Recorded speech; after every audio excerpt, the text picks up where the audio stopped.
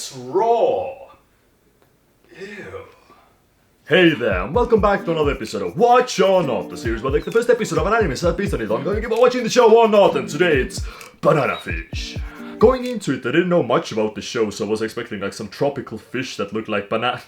Okay, no, I'm kidding. For some reason, looking at the posters and stuff, I thought this was a shonen, but my thoughts were put to rest pretty quickly when it turns out it's actually a first-person military shooter, and that's like kinda boring.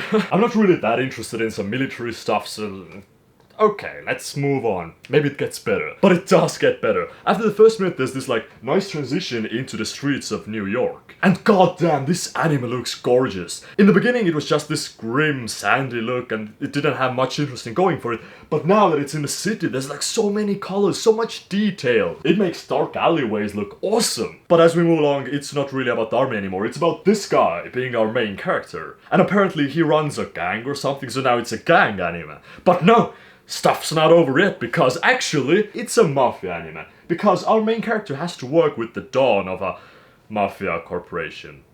Or just a I don't know how to call it. Now, the story. In the beginning, our main character, Callan Reese, stumbles upon this guy who is near dying, but just before he dies, he gives him something and an address. As it turns out, the men that killed him were actually a part of the gang that Callan Reese leads. But he wasn't the one that gave the orders, it was Dino, the mob boss. So this already raises some kind of a power struggle between the mob and the gang, because in the beginning it seems like Dino actually favors Callan Reese, like he's his own son or something, but still in the back he controls everything. And by the end it's even completely different, because Dino wants the stuff that Callan Reese got from the guy, so he sends guys after him to take him down.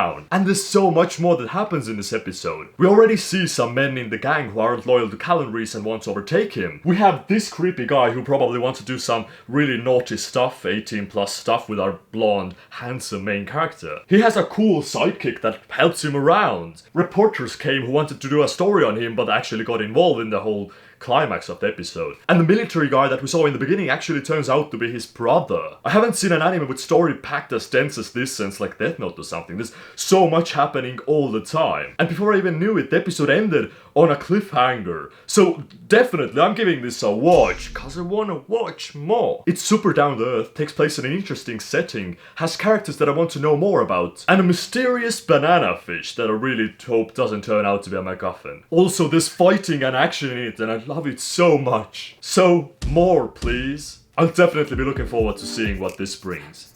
But anyways, thank you guys for watching. Please slice that like button and subscribe if you haven't yet. And next week I haven't really decided yet if I'm going to be talking about Sirius the Jaeger or Cells at Work. So, I mean, we'll see next week. Bye.